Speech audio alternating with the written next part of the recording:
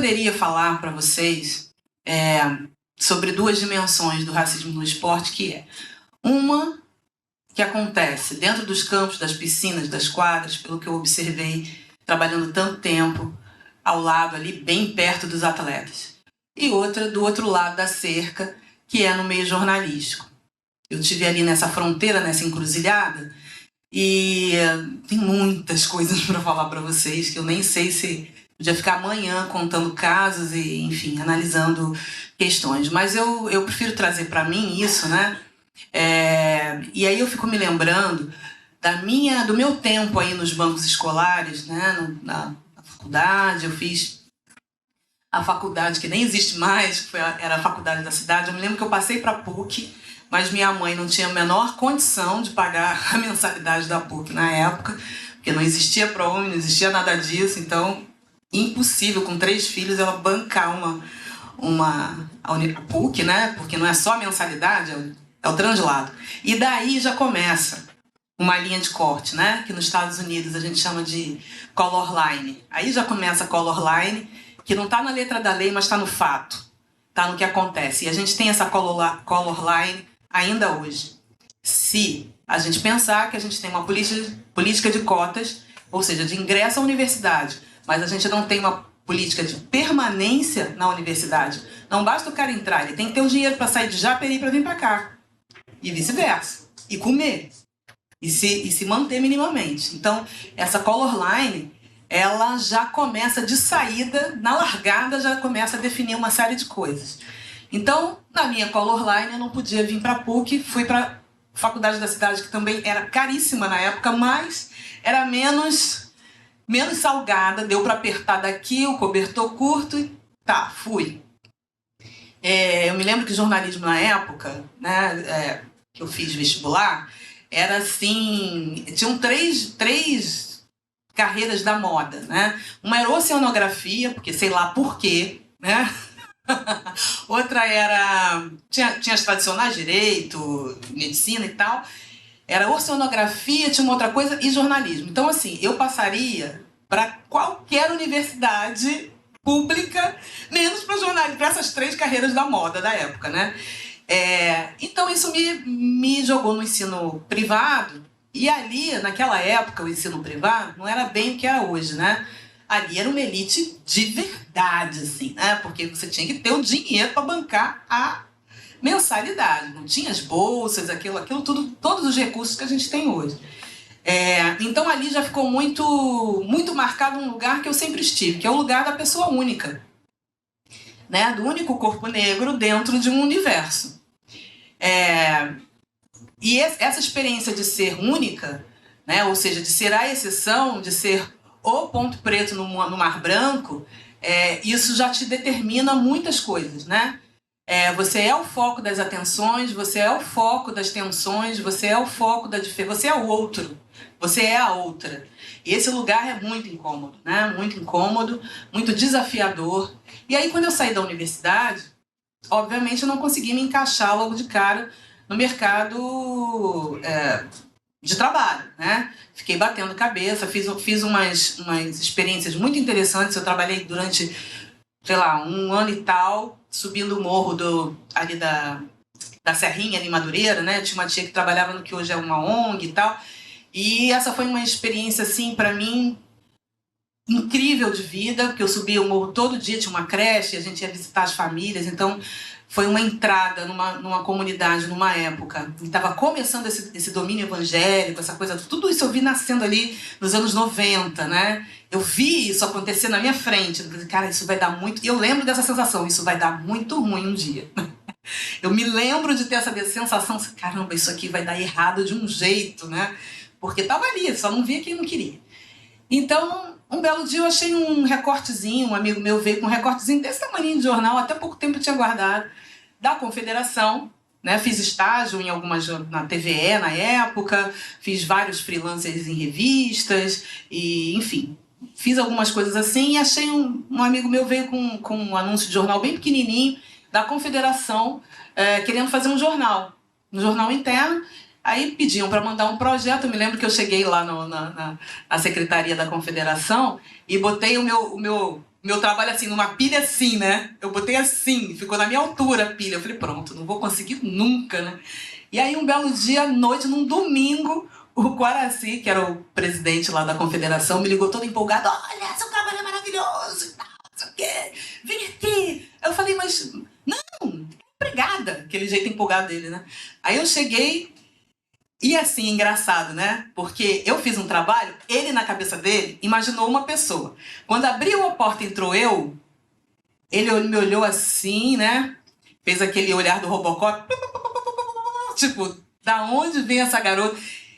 Mas eu fiquei lá, né? E ele, não, tá empregada, seu trabalho é maravilhoso e tal, não sei o quê. Tá, fiquei. E aí começou uma experiência de mais de 20 anos, em que eu fiquei lá, fiz o jornalzinho, depois entrei na assessoria de imprensa, depois veio patrocínio estatal e fui. Quando eu vi, 20 e tantos anos trabalhando nisso, né? E aí fui para a Federação Internacional, de tanto evento. Então, essa experiência de ser o corpo único, ela foi se reproduzindo nos espaços. Ela foi se reproduzindo. Da escola foi para a faculdade, da faculdade foi para um ambiente de trabalho, do ambiente de trabalho foi para... E foi, né?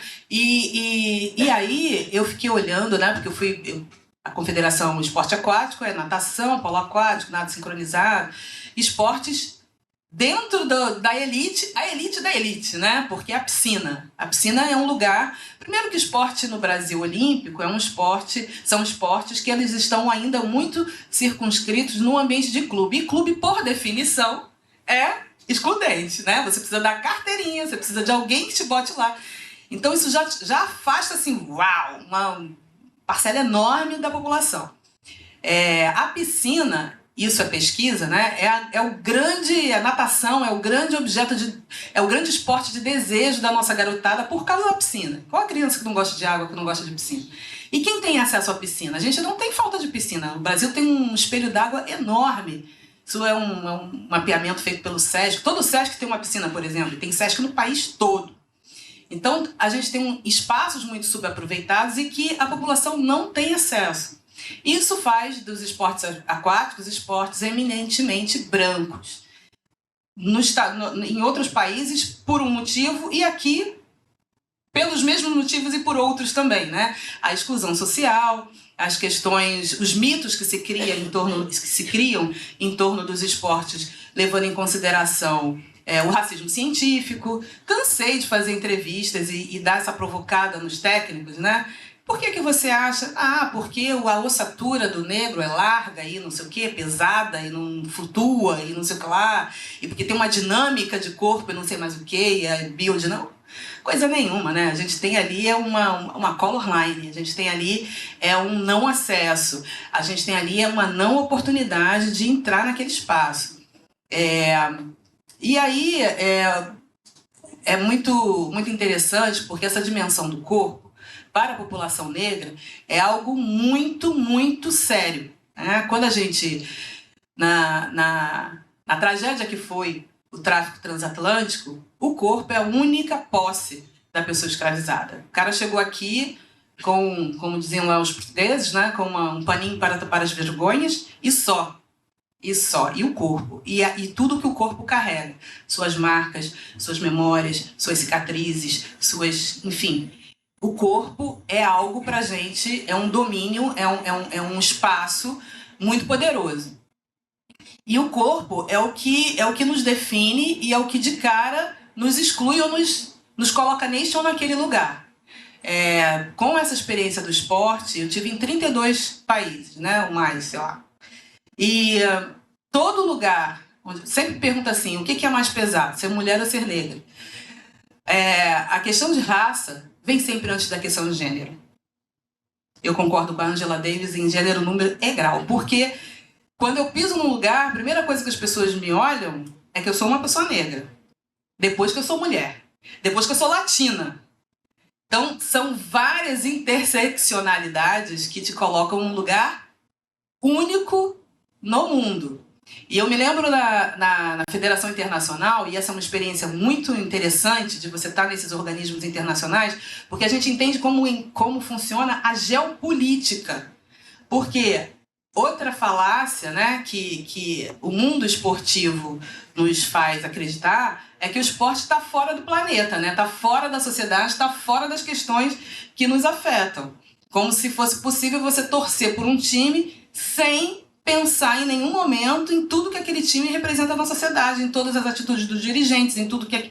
Enfim, né? Como se fosse o olimpismo cresce nesse mito de que era a atividade que cessava as guerras, né? Você cessa as guerras para acontecer a Olimpíada, lá na Antiguidade. Só que a gente não cessa as guerras para que a Olimpíada aconteça hoje. Pelo contrário, a guerra vai para dentro do evento. Né? Então, eu acho que é um pouco responsabilidade da imprensa também a perpetuação de alguns estereótipos com relação aos esportes, como se eles não tivessem responsabilidade social, como se eles não tivessem nenhuma responsabilidade sobre o que é ser um ídolo, sobre o que é ser um mito, sobre o que é ser um time mais amado do Brasil, o que é ser, né? Eu acho que a gente aqui, eu falo a gente, né? Porque somos jornalistas e tal, a gente tem um papel crucial em construir um outro imaginário esportivo para a nação. Porque construir um outro imaginário esportivo para a nação é levar tudo isso em consideração e tirar o esporte desse lugar inatingível, desse lugar que não faz parte da sociedade, que é um lugar de fuga. Não, eu vou torcer para fugir da minha realidade. Eu vou fugir para não pensar nos meus problemas. Seus problemas estão lá dentro daquele estádio, estão lá naquela arquibancada. E uma hora eles vão arranhar a tua pele. Uma hora você vai ser xingado, uma hora você vai se ver dentro de uma situação de violência, uma hora você... Porque não tem como sair disso, né? Então, estar nesses organismos internacionais me deu uma noção de geopolítica muito grande, porque é muito interessante, né? Você vai para um jantar, por exemplo, e o jantar está dividido em blocos. Então, você tem um bloco europeu, você tem um bloco sul-americano, você tem um bloco africano, você tem um bloco das Américas, enfim, né? É dividido ali pelos continentes. E aí era muito engraçado, porque aonde é que eu me encaixo? Eu chegava nos lugares, quando as pessoas não me conheciam, né? Eu vou sentar onde? Eu vou sentar... Os africanos me olhavam assim, tipo... É aqui que ela vai sentar? Né? Aí os latinos me olhavam assim, é aqui que ela vai sentar? E aí os americanos olhavam, será que ela é americana? Se eu não abrisse a minha boca, eu era um ponto de interrogação muito grande ali. O que ela tá fazendo? Quem é ela, né? E isso se deu de uma forma especialmente interessante nas Olimpíadas de 2016. Por quê? Eu tava e eu fiz um vídeo sobre isso, eu preciso achar esse vídeo que eu perdi, eu preciso achar esse vídeo. Que eu fiz um vídeo da sala de imprensa, era assim, né? Falcão sabe, mais gente pra caramba, 2.000 jornalistas, gente pra caramba. Eu fiz um videozinho andando assim no corredor, muito homem branco, algumas mulheres, 4 mulheres pretas, assim, né? E aí, todo mundo falava inglês comigo. Todo mundo, ninguém imaginava. Aliás, quando eu viajava com esporte, eu tenho uma história engraçadíssima que quase que eu desfilei na Olimpíada de 2018 com a Jamaica, porque as pessoas não me dão o Brasil. Quase que eu desfilei, porque o uniforme era parecido. Aí o chinês falou assim, Jamaica, Jamaica, Jamaica. Eu falei, caramba, eu devia ter entrado, né? Mas eu fiquei com medo, assim, pô, vou perder meu emprego. Tinha um filho pequenininho, minha filha tinha acabado de nascer. Deus, não posso perder o emprego. Mas hoje eu me arrependo amargamente de não ter entrado naquele desfile, porque quase que eu desfilei com a Jamaica. E essa história o povo adora quando eu conto. Mas é isso, as pessoas olham pra gente e não dão a negritude pro Brasil quando você tá fora. E por que será? Porque o Brasil não se enxerga negro. O Brasil não se enxerga negro, o Brasil não é negro para o mundo, né? Você olha a conferência do clima, olha a delegação do Lula, quantos pretos tem lá? Então, na verdade, as pessoas ou eu era cubana ou eu era americana, porque isso é incrível, né? Porque nos Estados Unidos a população negra é 14% da população, mas a sensação que você tem é que é muito mais gente. Por quê? Porque é uma minoria representada. Uma minoria que está nos espaços de poder. Então você é visível, né? Você tem a população negra Congresso, já teve na presidência, você tem a indústria do cinema, você tem a indústria esportiva pesada, você tem um imagético muito grande da população negra norte-americana, então você tem essa sensação, enquanto que nós somos 54% e a sensação que as pessoas têm é que o Brasil não é negro, o Brasil é um mestiço, é uma coisa assim, né? Então, nunca eu sou negra brasileira, ou eu sou cubana, ou eu sou qualquer coisa menos brasileira. E isso é uma questão pra gente, tem que pensar sobre isso, né? E outra coisa é a dimensão das próprias redações. Das próprias redações de jornal e televisão. Eu acho que de um tempo pra cá, isso vem paulatinamente melhorando, mas ainda não, né? Ainda é o lugar da exceção. E a gente vê que ainda é o lugar da exceção quando você lê o texto. Eu leio o texto e eu posso identificar no texto se é um homem ou uma mulher que está escrevendo, se é um preto ou um branco que está escrevendo. Porque as suas palavras te traem.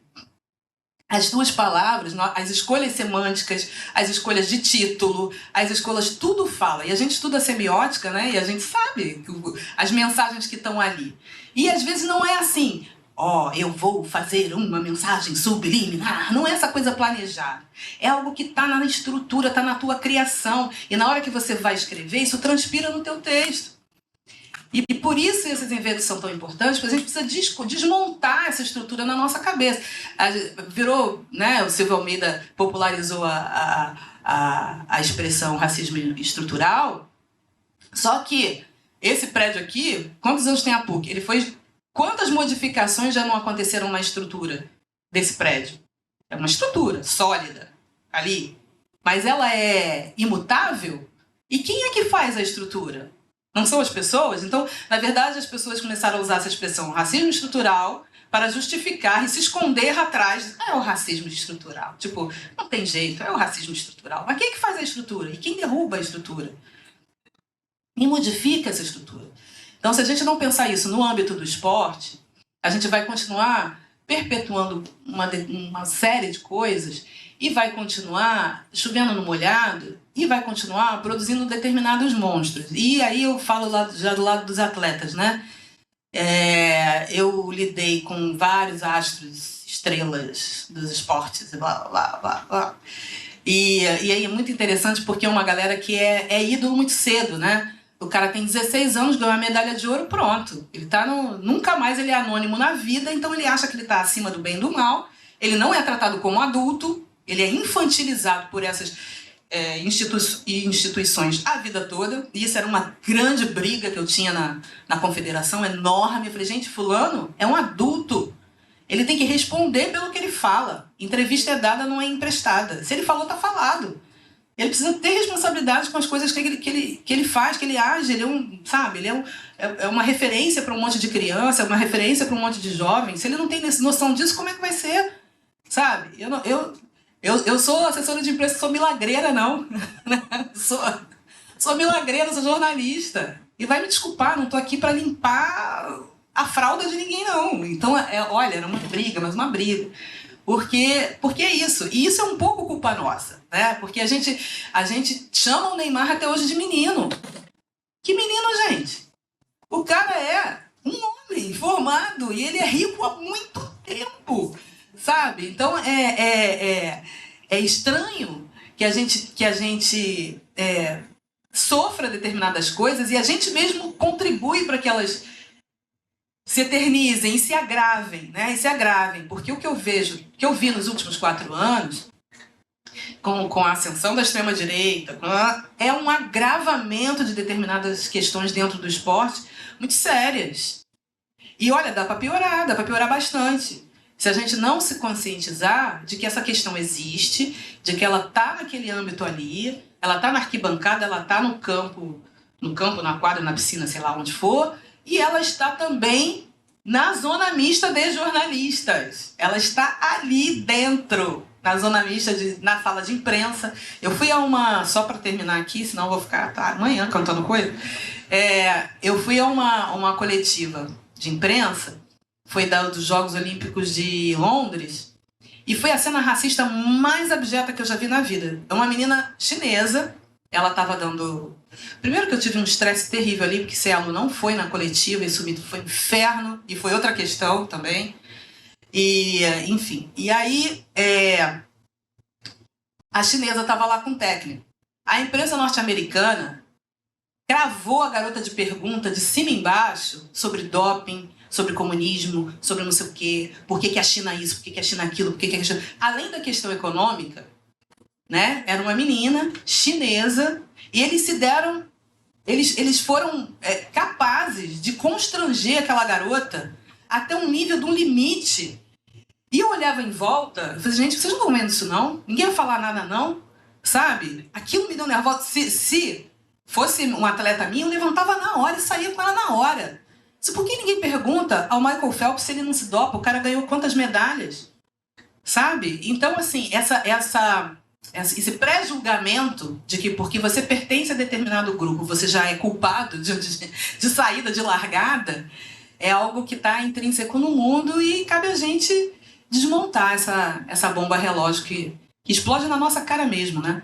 O depoimento que a Eliana deu ali em relação à questão de você ter passado na prova da PUC, não ter condições de ter ingressado na universidade porque a gente não tinha naquela época políticas públicas, é muito contrastante com a minha situação porque foi muito parecida. Porque eu passei na PUC, meus pais, obviamente, não teriam condições de bancar uma universidade e eu fui bolsista da PUC 100% durante a faculdade inteira. Meu irmão se formou em engenharia, que é 2 anos mais novo que eu, se formou em engenharia aqui também, bolsista, passou 1 ano e meio estudando no Canadá por programas do governo sem meus pais terem gastado 1 centavo com isso, então acho que assim, é muito contrastante em relação a isso, e aí eu acho que assim, sem dúvidas, se não fossem essas políticas, eu não teria sentado há 10 anos atrás aí onde vocês estão e certamente não estaria hoje do lado de cá.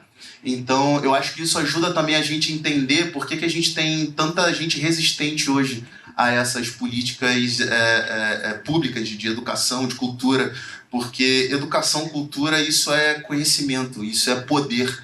E, obviamente, eles querem nos negar isso porque quanto mais culto e quanto mais inteligente, significa que a gente está mais poderoso para poder entender o contexto onde a gente, nós pretos, a gente se coloca no Brasil hoje. Assim, o Brasil está muito atrasado na discussão racial, né? Assim, como em quase tudo, né? A gente está atrasado aí há 522 anos que a gente está atrasado e em relação ao debate racial não é diferente. A gente tem, por exemplo, nos Estados Unidos que não, assim, não é o modelo cultural racial, mas que a gente vê que lá isso é debatido há muito mais tempo. A gente descobriu que tem preto no Brasil há pouquíssimo tempo. A Eliana falou, a gente é a maior parte da população e até hoje a gente é tratado como minoria. Quando se fala, você fala na minoria e tal. Não é, a gente é a maior parte da população. Quando eu cheguei na Globo, lá em 2011, o Paulinho, inclusive, era chefe de redação do Sport TV, então me viu chegando lá, moleque ainda. E, pô, maior orgulho hoje poder falar que a gente é amigo, que a gente divide transmissões, comentando juntos, isso também é uma outra loucura, mas assim, era um ambiente absolutamente diferente. Assim, você praticamente não tinha pretos na redação. De cabeça, assim, eu lembro de 3. Eu, o PC e a Michele Gama, que era produtora de reportagem, assim, numa redação gigante, que é o esporte da Globo, né? Então, e aqui na PUC também era muito isso, porque ali naquele momento, assim, acho que a minha geração foi a primeira geração que começou a pegar o resultado dessas políticas públicas, né? Então, assim, você tinha pouquíssimos pretos e os pretos que existiam, eles andavam sempre juntos, né? Andavam sempre porque... e é comum isso. Qualquer pessoa preta que você conversa, quando você chega num ambiente, principalmente um ambiente que te é negado você fazer parte, a primeira coisa que você faz é chegar e procurar um semelhante. Que é você pegar e procurar, pô, deixa eu ver aqui se tem uma outra pessoa preta, se tem alguém parecido comigo, com que eu possa...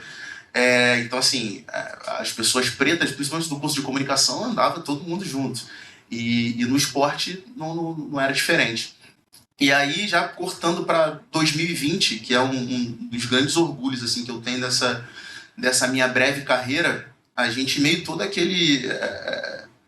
assim, tudo que aconteceu em 2020 na questão racial, do Black Lives Matter, E isso foi muito intrínseco no esporte, principalmente por conta da questão da movimentação dos jogadores da NBA, o próprio Lewis Hamilton. E isso começou, já tinha mais pessoas pretas dentro da redação do esporte, isso começou a incomodar muito a gente, até que teve um caso assim que foi meio que o estopim, que foi uma discussão do debate racial que tinha, não me lembro se foi exatamente o do George Floyd, mas numa transmissão, num debate na casa, assim, de um produto da casa, da TV Globo. Cara, a gente viu, e até isso até viralizou, a gente viu que eram 5 pessoas pretas debatendo, 5 pessoas brancas debatendo a questão racial. A gente falou, cara, não pode. Assim, não é possível que você não consiga pegar, sei lá, 5 pessoas pretas aqui, ou 2, 3 pessoas pretas para colocar no vídeo. E aí a gente se juntou, eu, Marcos Luca Valentim, a Rafael Serafim, Thales Ramos e o Diego Moraes. Assim, a gente tinha essa convivência, como eu disse para vocês, assim, as pessoas pretas têm esse sentimento de, acho que é aquilombamento, né, de estar sempre junto. E a gente falou, cara, a gente precisa fazer alguma coisa, a gente precisa levar um projeto, assim, a gente precisa mostrar que tem gente aqui para falar de tudo, para falar tanto do esporte, mas da questão da racial, mas falar absolutamente sobre tudo.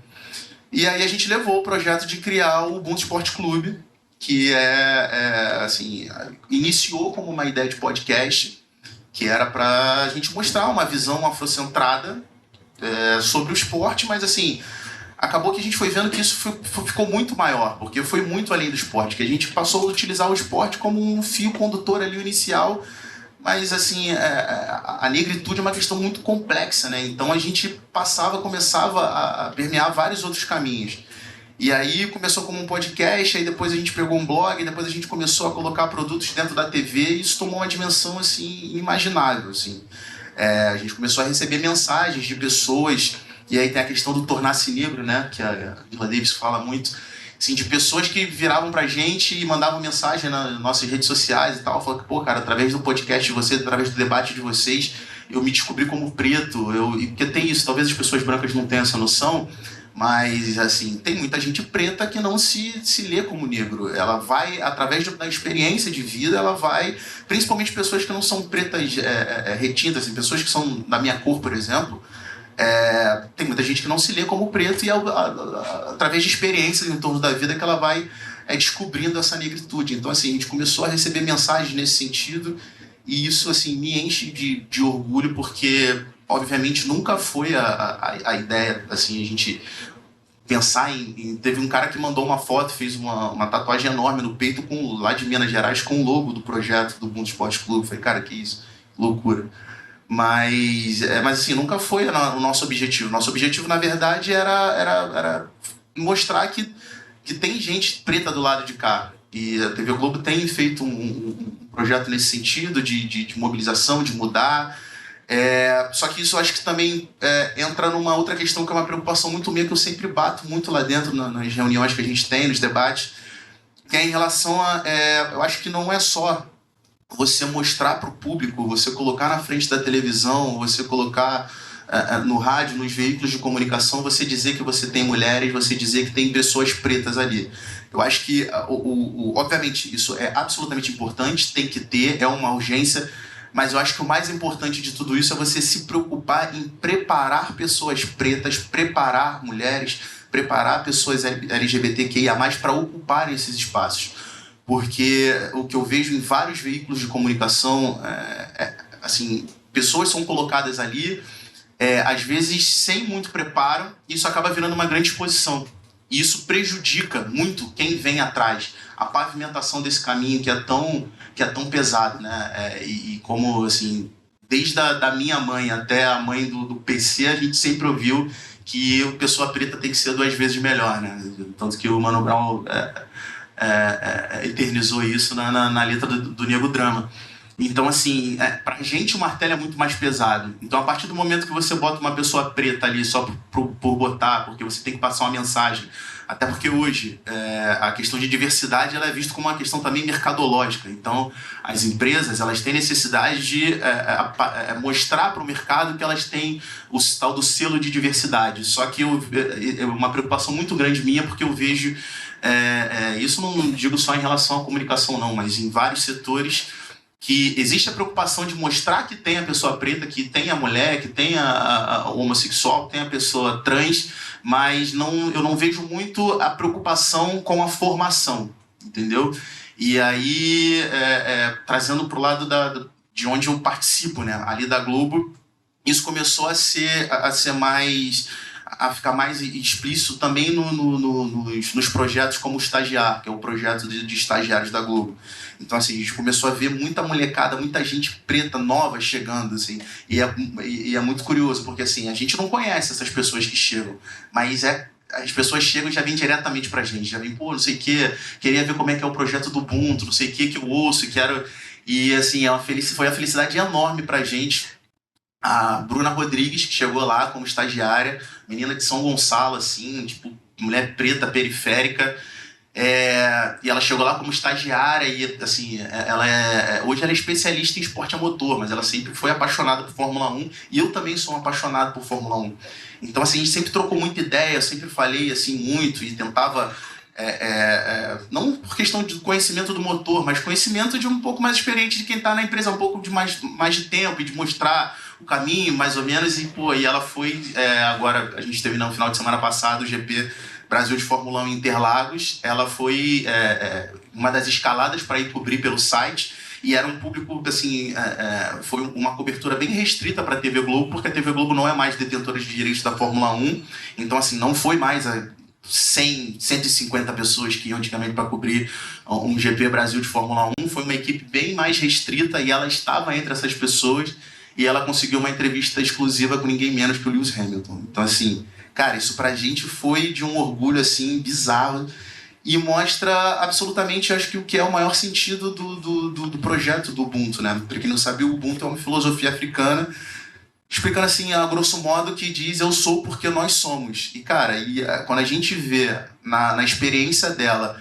refletindo a felicidade da gente que ficou daqui, mas que vibrou tanto com essa conquista dela, eu acho que é assim, o maior exemplo do que a gente vem construindo. Até semana passada eu estava dando uma entrevista, encontrei com você quando eu estava chegando, né? Estava dando uma entrevista para uma TV alemã que estava falar sobre Copa do Mundo e tudo mais, sobre as seleções e também sobre a questão do projeto, do Ubuntu. E aí me perguntaram, e quando é que você imagina que a gente vai ter um Brasil, assim, meio coisa de alemão, né? Como é que você imagina, quando é que você imagina que a gente vai ter um Brasil livre do racismo?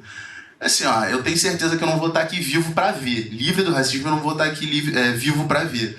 Mas se quando eu partir eu conseguir ver que pelo menos a gente conseguiu pavimentar de alguma forma um caminho que fosse um pouco melhor para quem está vindo atrás, assim como pessoas como vocês pavimentaram um caminho, eu tenho certeza que a minha experiência, tanto na universidade quanto no mercado profissional, foi muito melhor do que a experiência que vocês tiveram. Assim, para mim, o nosso objetivo vai ter sido cumprido. Eu passei um ano fazendo Fórmula Indy numa assessoria de comunicação, a Impress. Eu trabalhava para um patrocinador de uma equipe americana e eu passei um ano fazendo Fórmula Indy, e a Fórmula Indy é basicamente americana. Então, ela tem algum mercado no Canadá, tem um mercado já em baixa aqui no Brasil, você que gosta de automobilismo certamente sabe tão bem quanto eu, ou talvez melhor, né? Tem uma penetração no Japão, um pouco na Austrália, mas é um campeonato norte-americano, se a gente pode chamar assim, né? Se eu não me engano, na época eram 16 provas nos Estados Unidos, 2 no Canadá, uma na Austrália, uma no Brasil, uma no Japão. E eu passei a maior parte do ano de 2020, eu tinha acabado de sair do Jornal do Brasil. Paulinho, que está aqui do lado, foi meu chefe no Jornal do Brasil por muito tempo. Foi um belo chefe, obrigado, me deu algumas oportunidades extremamente importantes na minha carreira, agradeço por isso. E tinha ido fazer a Fórmula Indy e fui trabalhar nos Estados Unidos. E aí eu descobri que a Color Line servia para mim também. Eu até então estava com quase 40 anos, não tinha sofrido preconceito, ou pelo menos achava que não tinha sofrido preconceito. E passei um ano sofrendo preconceito, porque lá eu sou latino, lá eu sou hispano. Então, inclusive o censo americano, se a gente for ver, o censo americano, o nosso censo, por exemplo, é dividido entre preto, pardo, indígena, amarelo e branco. E o censo americano é dividido entre branco, hispânico, indígena do continente, indígena do Havaí e asiático. Tenho quase certeza que eu não me enganei. E eu lá, assim, se eu tiver que me autodeclarar, eu vou ter que me autodeclarar latino e hispânico, né? E eu passei um ano sofrendo preconceito, certamente, não tanto quanto você, que o seu preconceito era por ser mulher, negra e hispânica, né, latina.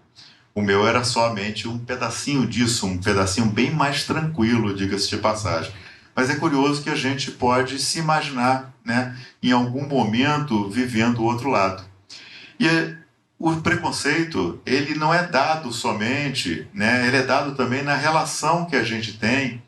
Se a gente for pensar no jornalismo como um todo, não só no jornalismo esportivo, mas no jornalismo esportivo isso é muito presente, porque no jornalismo esportivo a gente tem convivência de etnias, né? Não vamos falar de raça, porque raça é um conceito criado, digamos assim, né? Mas etnias ou percepções fenótipicas, digamos, né? Não sei nem encontrar as palavras melhores para a gente, porque você é identificado, na verdade, pelas suas características físicas, né? Num primeiro momento. Então, você vai ser identificado por aquelas características físicas e, em determinados lugares, você vai ser identificado de alguma forma. Por exemplo, eu fico pensando aqui, como que a gente identifica um árabe, né? O árabe, ele é um branco, ele não é um branco, né? Para um europeu, ele não é branco, né? Mas ele não seria branco, Então, como a gente classifica? E tudo é uma questão de classificação, na verdade é questão de alteridade, você perceber o outro. Então, nesse ano que eu passei nos Estados Unidos, eu passei um ano que eu era o outro, né? Era um momento diferente, né?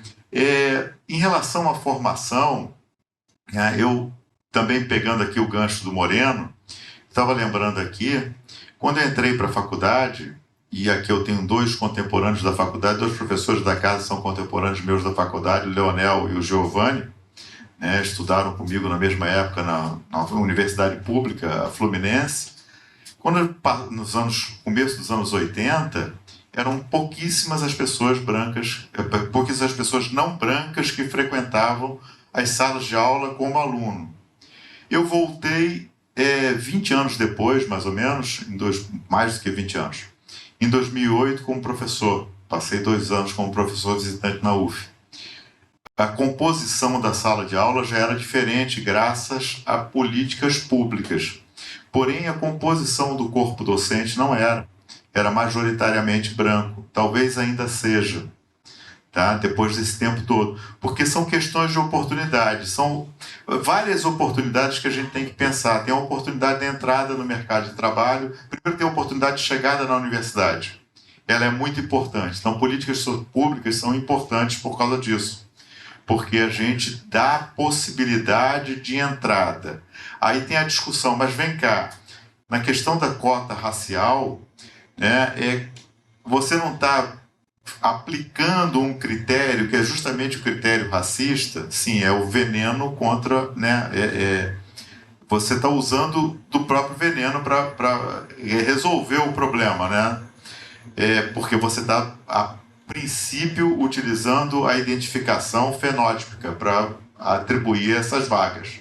Tem uma série de outros critérios, estou falando de uma forma muito simplificada, mas tem a questão da ascensão também. Então, até a gente ter um corpo docente, né, com uma maior participação de não brancos, né, a gente não está falando nem de indígenas aqui, né, porque os indígenas acabaram sendo quase exterminados no país, né, uma parcela muito pequena da população, né, tão pequena que eu confesso que eu não lembro aqui.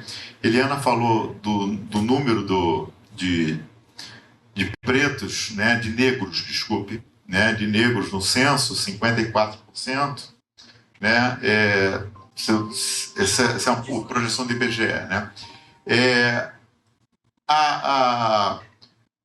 O Jornalistas e Companhia fez recentemente uma pesquisa Era uma pesquisa declaratória a partir de um formulário disponível na internet, né? Foram convidados jornalistas que estavam faziam parte, na verdade, do mailing do IMAX, tá? Para responder essa enquete que traçou o perfil racial da imprensa brasileira. Isso, se eu não me engano, foi feito ano passado, ou pelo menos a pesquisa saiu ano passado. Eu não me lembro agora se as entrevistas foram feitas. Não são entrevistas, na verdade, são formulários. Tem uma terceira fase que é de entrevistas, né? E se a gente for pensar que a gente tem 55%, 56%, se eu não me engano, o IBGE até atualizou para 56% em 2019, né, de negros, né, pelos critérios do IBGE, negros, né, a população negra é a junção, né, de preto e pardo, né, nesse perfil de jornalistas brasileiros, né, traçado pelo portal Imprensa e Jornalistas e Companhia, Jornalistas e Companhia, somente 33% das pessoas se declararam pretas ou pardas, ou seja, a composição negra. E eu tenho uma profunda desconfiança que, como é uma participação espontânea, participaram mais negros do que os negros tiveram mais motivação para participar do que o restante, né, basicamente brancos. Então eu tenho a sensação que são menos ainda. E se você for ver os dados da pesquisa, eu já não me lembro, gente, porque é muito dado. Se você for ver os dados da pesquisa, a ascensão profissional depois ela é muito mais difícil, né? A entrada é relativamente fácil, né? A ascensão profissional ela é difícil, né? O Paulinho, que é um sujeito que teve uma ascensão profissional e por mérito, absolutamente por mérito, provavelmente é um ponto fora da curva ali, tá?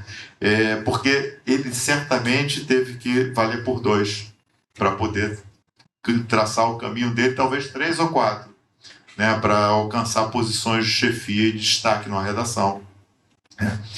Então, essa percepção, na verdade, é que a gente precisa entender. E a última coisa que eu queria fechar aqui é que a gente, no jornalismo esportivo, talvez tenha a oportunidade, não por uma maior incidência de casos, mas por casos que se expõem, né, de fazer uma discussão, de puxar uma discussão a respeito da nossa legislação. A gente tem uma lei antirracismo que, diga-se de passagem, leva o nome do nosso colega Carlos Alberto Oliveira, o K.O., né? Um passado importante nas redações, no sindicalismo, na ABI, né? na luta parlamentar, né? O K.O., então, ele leva o nome do K.O. pela sua autoria, né? E a lei antirracismo, né, ela não contempla um problema que a gente vê as pessoas a todo momento não contempla um crime que é a injúria racial. Na verdade, a injúria racial ela não existe como crime. O que existe como crime é injúria, né? Injúria racial o racial a gente colocou um adjetivo aí no injúria para poder caracterizar. Porque o crime, na verdade, é injúria, né? Porque o racismo, né, como crime, ele, na verdade, é contra uma raça, tem essa palavra no texto, tá? Está lá no texto, não estou trazendo a palavra por mim, ela está no texto, né? Raça, grupo, tem algumas palavras que tratam. Então, a lei, na verdade, ela se refere a quando você trata toda uma população, uma comunidade negra. Essa lei, ela, por extensão, no STF, ela está sendo aplicada também, por exemplo, hoje, em relação à discriminação de gênero, tá? De gênero, quando a gente fala principalmente LGBT, né? Mas essa lei, ela não trata, na verdade, daquela ofensa, que é ofensa pessoal, mas que, na verdade, não é ofensa pessoal. Porque quando alguém, no estádio, grita e chama um goleiro, né, de macaco, né, ou qualquer outro jogador de macaco, seja uma torcedora, né, estou dando o exemplo aqui que me passou pela cabeça, né, uma torcedora chamar alguém de macaco e ser flagrada pela câmera de televisão, etc. e tal, ela cometeu no nosso arcabouço legal crime de injúria, tá? Que é um crime muito simples de resolver, basta que você se arrependa. Então, se eu me arrependi e pedi desculpa, acabou. Mas ela não está xingando aquele goleiro ali naquele momento. Ela está cometendo um crime, na verdade, né, contra todo um grupo. Só que ela externou em relação a uma pessoa. Então, essa individualização do crime faz com que esse crime, que, na minha opinião, é um crime de racismo, ele não seja, à luz da legislação brasileira, possível de ser punido, a não ser que a pessoa, né, diga, não, eu chamei porque eu tenho convicção e quero continuar ofendendo. Aí ela pode ser, inclusive, presa. Isso não acontece. Todo mundo pede desculpa e é solto, né? E não é um crime inafiançável como o racismo. Então, eu acho que a nossa legislação ela poderia e deveria mudar. E qual o papel do jornalismo esportivo nisso? Justamente por causa da incidência de crimes de injúria dita racial, a gente poderia puxar essa discussão. Eu sempre costumo dizer que o Brasil é um país que anda, mas não evolui. Talvez pouca gente saiba, mas em 1922, um presidente da República do Brasil proibiu que a seleção brasileira tivesse negros e mulatos. Esse presidente chamava-se Epitácio Pessoa e o seu nome batiza a rua e área nobre da Zona Sul do Rio de Janeiro. Ele cometeu explicitamente algo que não é muito comum no racismo brasileiro, porque o racismo brasileiro se caracteriza pela perversidade e pelo cinismo. Mas ele foi lá e talvez num ataque de histeria do racismo brasileiro, que naquela época começava a descobrir os valores, a capacidade, o talento, a arte e a inventividade do jogador de futebol negro, ele não queria que a seleção brasileira viajasse pelo mundo com jogadores negros, mulatos, porque o que iriam pensar as pessoas quando vissem a seleção da Inglaterra, da Itália, da Alemanha, todas formadas predominantemente 100% por jogadores brancos, e ver uma seleção onde já se viu quem são aqueles jogadores negros e mulatos. E a punição a esse senhor, presidente da República, foi batizar uma avenida na Lagoa, área altamente nobre do Rio de Janeiro, e eu duvido que muita gente saiba dessa história. Por que eu conto ela e por que eu falei que o Brasil é um país que anda, mas não evolui? Porque o racismo praticado no Brasil, ele sempre se caracterizou pelo seu cinismo e perversidade. No caso dos jornalistas, há uma transformação. E há algum tempo teve uma transmissão no Sport TV em que o narrador era o Júlio Oliveira, um homem negro, o comentarista era o Pedro Moreno, um homem negro, e o outro comentarista era eu.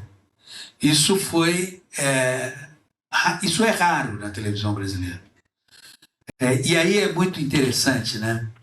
Porque o homem negro no futebol brasileiro, o papel que essa sociedade branca lhe confere é o de pé de obra. Ele não é voz de crítica, ele não é voz para a beira do campo, para comandar, para liderar. Olha a perversidade. Ele não consegue ser comentarista porque ele não tem capacidade intelectual para elaborar um raciocínio e exercer uma crítica. Ele não pode ser técnico, porque técnico pede estratégia, pede liderança, e ele não tem essa capacidade. E oportunamente está aqui na plateia um homem que levou um Flamengo improvável a ser campeão da Copa do Brasil, Jaime de Almeida, a quem eu peço uma salva de palmas. Pois bem, só o Jaime sabe que aquele Flamengo que ele assumiu lá não é esse Flamengo de hoje, com sala, piscina, 3 quartos e varanda de frente para o mar. Era um Flamengo de puxadinho. Era um Flamengo onde o mês durava, às vezes, 50, 60 dias. E esse Flamengo, treinado pelo Jaime, filho de um grandíssimo rubro-negro, que também foi zagueiro, jogador do clube, ganhou a Copa do Brasil. Anos antes, um Flamengo improvável ganhou o Campeonato Brasileiro, treinado pelo Andrade, negro. E o que aconteceu com o Andrade e com o Jaime? Eles entraram no mercado de trabalho? Não, porque o negro é pé de obra. O negro não é estratégia. O negro não é pensamento. O que está acontecendo hoje nos canais do Grupo Globo, no esporte, vamos deixar claro, porque há 4 anos nós vemos falar de um presidente que é genocida, racista, homofóbico, mas você não vê nenhum comentarista que diga assim: olha, eu represento, eu sei o quanto dói o que ele fala sobre racismo, homofobia. Não tem. Os catedráticos e catedráticas da política são todos brancos e brancas. Não há espaço ainda para o catedrático negro. No esporte do Grupo Globo está havendo uma transformação que é exclusiva do esporte do Grupo Globo, porque quando você sai dali e vai para os outros canais, você não vê essa representatividade. Você não vê um Pedro Moreno, um Grafite, um Paulo César Vasconcelos, um Júlio Oliveira, um Eusébio, uma Débora Gares, uma Karine. Você não vê um projeto sendo desenvolvido pelo Marco Luca, pelo Diego, pela Rafaela. Então tem, como bem disse o Pedro, gueto. Qual é o gueto? O gueto agora, os jornalistas negros estão no esporte do Grupo Globo. Opa! Aí eu falo, é o Brasil andando, mas não é o Brasil evoluindo. Ele está andando, está dando espaço. Mas ele está evoluindo? Não, não está evoluindo. E no caso do futebol, ele é mais excludente ainda. Porque o preto no futebol é pé de obra. Eu não consigo entender, porque quando alguém fala do título de 2009 do Flamengo, deu sorte, o Adriano jogou muito, tinha o Petkovic, aquilo era uma loucura. O Andrade não teve mérito algum. Quando ele substituiu o Cuca, todo mundo dizia que o Flamengo não ia a lugar algum. O título da Copa do Brasil, foi o fulano, foi o Beltrano, isso aqui nem lembra. Esse apagamento, ele não é um apagamento inconsciente, ele é consciente, ele é intencional. E eu vivi uma vez, Eliana citou uma cena nos Jogos de Londres, eu me lembro em 2009, teve a Copa das Confederações na África do Sul, e foi uma das experiências mais enriquecedoras. Eu fui à Copa de 2009, das Confederações, e fui à Copa de 2010. Mas eu vou me deter aqui à Copa de 2009. Nós chegamos numa pequena cidade da África do Sul chamada Bloemfontein. Cidade pequena. Chegamos, fomos para o hotel, e aí sempre tem aquelas coisas. Vamos ali no supermercado, um esqueceu de comprar escova de dente, pasta de dente, água, enfim. Vamos ao supermercado. Eram 7h15 da noite, e quando nós saímos, eu era o único jornalista negro. Eu já estava no Sport TV, tá? E aí estamos indo em direção ao supermercado, daqui a pouco vem 2 homens negros, estava frio, um de capuz. Você mede a reação pela expressão corporal. Exceto eu, todos enrijeceram. Passamos, os caras passaram. Daqui a pouco vem um grupo, 2 mulheres, 2 homens, houve novamente um enrijecimento. Quando veio o terceiro grupo, eu virei e falei, olha só, vocês têm que entender uma coisa, que assim, essa cena vai ser muito comum aqui. Se toda hora vocês ficarem se enrijecendo, sabe o que vai acontecer? Eles vão perceber. E isso não vai ser bom para vocês. Porque, diferentemente do que acontece no Brasil, eles aqui não estão sobressaltados. Eles aqui não estão andando à espera de um carro da polícia pará-los para pedir documento. Não, mas que isso? Não, está acontecendo sim. O diálogo foi ríspido, inclusive. Está acontecendo. Aconteceu da primeira vez quando vieram 2 homens negros, todo mundo, você encostou na parede. Não, mas espera aí, é que a gente não está acostumado com o quê? Não é questão de não estar acostumado. É o que você tem aqui dentro em relação ao negro e à negra. Você tem a ideia de que a aproximação de um negro ou de uma negra significa que você vai sofrer algum tipo de assédio. Significa que você vai ser intimidado de alguma forma. Só quero dizer para vocês que estamos na África do Sul. E depois não toquei mais no assunto. Mas isso foi apenas mais um exemplo da maneira como o branco encara o negro. Uma rua semi-escura, vindo negros na direção contrária, provocou esse tipo de reação. No jornalismo esportivo, há uma outra questão muito interessante, por reveladora do que é o racismo praticado no Brasil. Eu lembro sempre de uma equipe esportiva, e só os mais velhos aqui, que foram ligados e formados no rádio, vão lembrar, que era liderada por Orlando Batista, um homem negro, alto, e que tinha como principal repórter da cobertura seu filho Luiz Orlando, que usava um cabelo grande.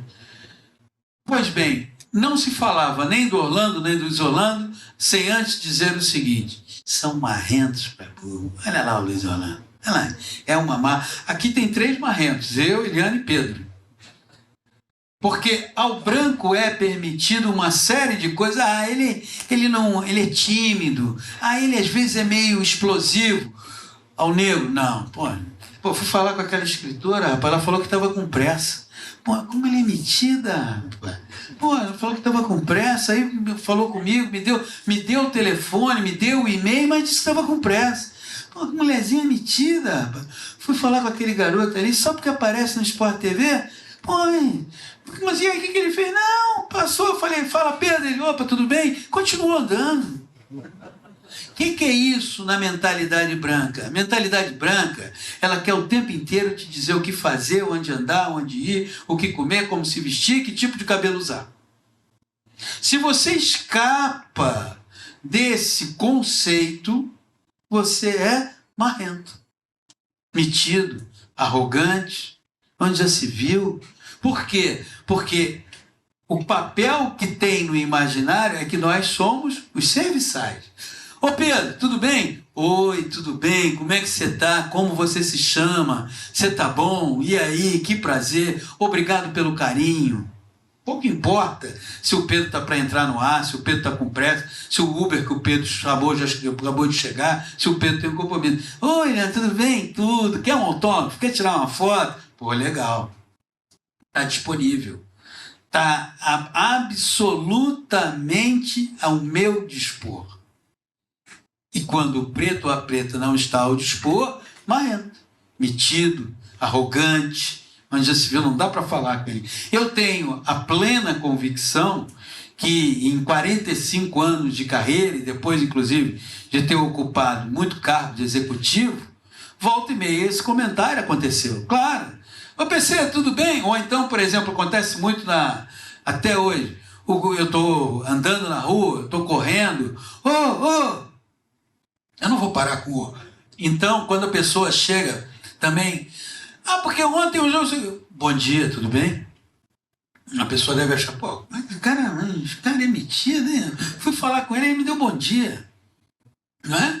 Esse papel, para que a gente deixe de ocupar esse lugar, só com muito enfrentamento. E a grande diferença da época que eu comecei para os dias atuais é que antes você tinha vozes isoladas. Provavelmente você pegou isso. Hoje você tem uma ação coletiva. Hoje você cria um projeto como o Ubuntu. E hoje eu não tenho, diferentemente do Pedro, a ilusão de que eu não vou ver o fim do racismo. O racismo jamais terminará. Especialmente agora em que há uma formação de racistas do presente e do amanhã. Então o racismo não vai terminar. Agora, ao mesmo tempo, eu carrego a crença cada vez mais solidificada de que o combate ao racismo, ele cada vez mais será uma ação coletiva. E essa ação coletiva não terminará com esse crime, com a prática desse crime, mas mostrará que do lado de cá há um enfrentamento. E esse enfrentamento, ele não é exclusivo do povo negro. Ele é um pacto que, como diz a filósofa Sueli Carneiro, tem que ser assinado por todos. Por quem se incomoda com isso. E a gente tem que estar muito atento a isso. A gente tem que estar muito atento ao que está acontecendo nesse momento, porque qualquer processo de naturalização em relação à discriminação racial pode resultar em legitimização de ações que são absolutamente condenáveis. Quando se fala do futebol, e eu digo que o Brasil anda, mas não evolui, é que no episódio que envolveu o crime de racismo em relação ao Aranha no jogo Grêmio e Santos disputado no estádio do Grêmio, o Grêmio foi eliminado da Copa do Brasil. Aí é o Brasil evoluindo. De lá para cá, tantos outros episódios aconteceram e ninguém mais foi eliminado. Aí é o Brasil andando. Eu acho que a grande questão que envolve é isso. Em comparação à época que eu iniciei na profissão, 45 anos atrás, e aos dias atuais, nós temos o bem-vindo projeto Ubuntu. Nós temos uma resposta cada vez mais coletiva, e só coletivamente a gente consegue combater determinados males, diferentemente de, como disse Sidney Poitier, primeiro ator negro a ganhar um Oscar. Ao subir o palco, estatueta na mão, ele disse: o caminho foi longo para chegar até aqui. O nosso caminho sempre será longo, sempre será com obstáculos, mas nunca vai nos fazer parar de andar. Nós vamos encerrar essa primeira mesa do nosso evento sobre esporte, sociedade e racismo.